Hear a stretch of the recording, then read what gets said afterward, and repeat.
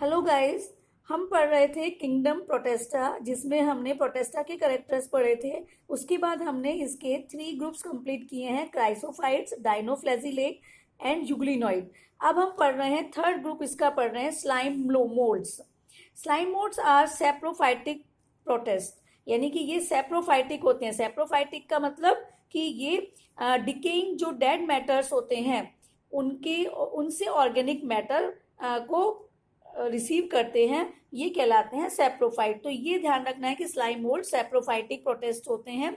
और ये डिकेइंग जो ट्विग्स यानी पेड़ों की शाखाएं, लीव्स, इनको एंगल्फ करते हैं, यानी इनसे ऑर्गेनिक मटेरियल को रिसीव करते हैं, ऑब्टेन करते हैं। Under suitable conditions they form an aggregation called plasmodium which में grow and spread over several feet, यानी कि सुटेबल कंडीशन में ये एग्रीगेट हो जाते हैं और कहलाते हैं प्लाज्मोडियम।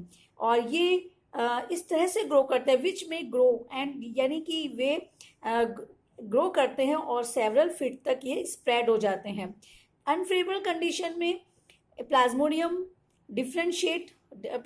डिफरेंशिएट्स होते हैं एंड फॉर्म फ्रूटिंग बॉडीज, और क्या बनाते हैं अंडर अनफेवरेबल कंडीशन में फ्रूटिंग बॉडीज बनाते हैं, जिन फ्रूटिंग बॉडीज में स्पोर्स प्रेजेंट होते हैं। फ्रूटिंग बॉडीज के टिप्स पे स्पोर्स प्रेजेंट होते हैं और स्पोर्स के चारों ओर एक ट्रू वॉल प्रेजेंट होती है जो कि उसको एक्सट्रीमली रेजिस्टेंट प्रोवाइड करती है, यानी एक्सट्रीमली एडवर्स कंडीशन में उसको प्रोटेक्शन प्रोवाइड करती है और सेवरल ईयर्स तक उसको सर्वाइव रखती है। The spores are dispersed by air currents, यानी कि ये स्पोर्ट्स एयर करंट्स के थ्रू डिफरेंट स्पेसेस में डिस्पर्स हो जाते हैं स्पोर्ट्स, और वहाँ पर जर्मिनेट होकर नया जो बॉडी है वो बना लेते हैं। तो ये था स्लाइम मोल्ड, जो कि ध्यान रखना है सेप्रोफाइट्स होते हैं। अब आता है लास्ट, इसका ग्रुप आता है प्रोटोजोअन्स। प्रोटोजोअन्स आर हिट्रोटॉप्स, ये ध्यान रखना है। प्रोटोजोअन्स सारे कैसे होते हैं? हिट्रोटॉप्स होते हैं। हिट्रोटॉप्स यानी दूसरों पर से फूड लेने वाले, दूसरों पर डिपेंड रहने वाले होते हैं, खुद अपना फूड नहीं बनाते हैं। एंड लिव एज प्रीडेटर्स और पैरासाइट्स, ये या तो प्रीडेटर्स की तरह या पैरासाइट की तरह बिहेव करते हैं। They are believed to be primitive relatives of animals, यानी कि ये एनिमल्स की एक तरह से प्रिमिटिव रिलेटिव्स की तरह जाने जाते हैं। और इस प्रोटोजोअन्स को भी 4 ग्रुप्स में हमने डिवाइड किया है। फर्स्ट आता है अमीबॉइड प्रोटोजोअन्स। अमीबॉइड प्रोटोजोअन्स नाम से पता चल रहा है, इसमें इसका एग्जाम्पल है अमीबा, जिसमें कि फूड रिसीव करने के लिए और फूड कैप्चर करने के लिए और मूवमेंट के लिए स्यूडोपोडिया प्रेजेंट होते हैं। These organisms live in fresh water, sea water में भी रहते हैं, फ्रेश वाटर में और मॉइस्ट सॉइल में भी प्रेजेंट होते हैं ये amoeboid protozoans. They move and capture there pray by putting out Plasmodium, यानी प्लाज्मोडियम के थ्रू ये फूड को कैप्चर करते हैं और मूवमेंट करते हैं, जिन्हें हम कहते हैं false feet. As in amoeba, marine forms have silica shells on their surface. Marine forms यानी कि जो मैराइन एनिमल्स होते हैं वो सरफेस पर सिलिका शेल बनाते हैं। The forms have silica shells on their surface. Some of them such as entamoeba are parasite, इनमें से कुछ एंट अमीबा की एक स्पीशीज है, ये पैरासाइट है, यानी कि ये ऑर्गेनिज्म की बॉडी में ये पैरासाइट की तरह बिहेव करता है, यानी उसमें ये डिजीज जनरेट करता है। नेक्स्ट जो ग्रुप आता है ये है फ्लैजिलेटेड प्रोटोजोअन्स। फ्लैजिलेटेड नाम से पता चल रहा है इनमें मूवमेंट के लिए फ्लैजिला प्रेजेंट होते हैं।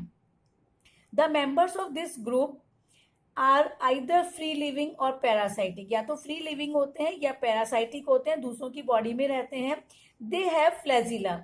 The parasitic form causes disease such as sleeping sickness, यानी इसकी जो पैरासाइटिक फॉर्म होती हैं वो डिजीज जनरेट करती हैं, जैसे एक एग्जांपल है स्लीपिंग सिकनेस जो डिजीज है जो ट्रिपेनोसोमा के कारण होता है, तो इसका एग्जांपल है ट्रिपेनोसोमा। नेक्स्ट आता है सीलिएटेड प्रोटोजोअन्स। नाम से पता चल रहा है इनमें मूवमेंट के लिए सीलिया होते हैं और इसका एग्जाम्पल है पैरामीशियम। पैरामीशियम, यहाँ हम एक डायग्राम यहाँ देखिए, ये पैरामीशियम का डायग्राम है और ये पैरामीशियम में ये बाहर की तरफ पूरी बॉडी सरफेस पर ये सीलिया प्रेजेंट होते हैं। ये यहाँ पर एक कैविटी होती है जिसे कहते हैं गलट, जो कि बाहर से अंदर की ओर खुलती है। तो ये ciliated protozoans, these are aquatic actively moving organism because of the presence of thousands of cilia, यानी इनकी बॉडी पर थाउजेंड्स से ज़्यादा सीलिया प्रेजेंट होते हैं, इसलिए ये एक्टिवली मूविंग ऑर्गेनिज्म होता है। दे हैव ए कैविटी, इन गलट जो अभी मैंने दिखाया था, in gullet that opens to the outside of the cell surface, यानी कि ये बॉडी की सरफेस पर ओपन होता है आउटसाइड की ओर।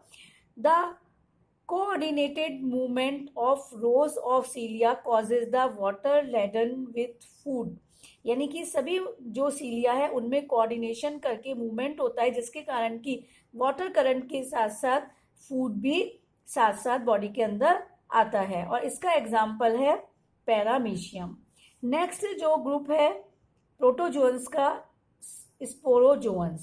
स्पोरोजोअन्स, इनमें मूवमेंट के लिए कोई स्ट्रक्चर नहीं होता है और इसका अच्छा एग्जाम्पल है मलेरिया पैरासाइट, जिसे कहते हैं Plasmodium. This includes diverse organisms that have an infectious spore like stage in their life cycle, यानी इसमें वो ऑर्गेनिज्म आते हैं जो जिनमें की एक लाइफ साइकिल में एक स्टेज होती है, स्पोर लाइक स्टेज होती है, जो कि बहुत ही इन्फेक्शियस होती है। The most notorious is Plasmodium, इसका सबसे अच्छा एग्जाम्पल है प्लाज्मोडियम, जो कि मलेरियल पैरासाइट है, विच कॉज मलेरिया। मलेरिया एक डिजीज है, a disease which have a staggering effect on human population. Staggering का मतलब होता है आश्चर्यजनक, यानी कि ये जो मलेरिया पैरासाइट प्लाज्मोडियम है, ये मलेरिया डिजीज जनरेट करता है, जो कि ह्यूमन पॉपुलेशन पर एक आश्चर्यजनक या डीप शॉकिंग इफेक्ट जनरेट करता है। तो ये थे 4 ग्रुप्स प्रोटोजोअन्स के। तो हमने किंगडम प्रोटेस्टा कंप्लीट किया है, जिसमें इसके हमने डिफरेंट ग्रुप्स पढ़े हैं। कौन कौन से डिफरेंट ग्रुप्स पढ़े हैं? Chrysophytes, dinoflagellates, euglenoids, slime moulds and protozoans. और प्रोटोजोअन्स के भी 4 ग्रुप्स पढ़े हमने, amoeboid, flagellated, ciliated and स्पोरोजोअन्स। Next हम पढ़ेंगे अब ग्रुप, नेक्स्ट वीडियो में नेक्स्ट ग्रुप पढ़ेंगे किंगडम फंजाई। Thank you.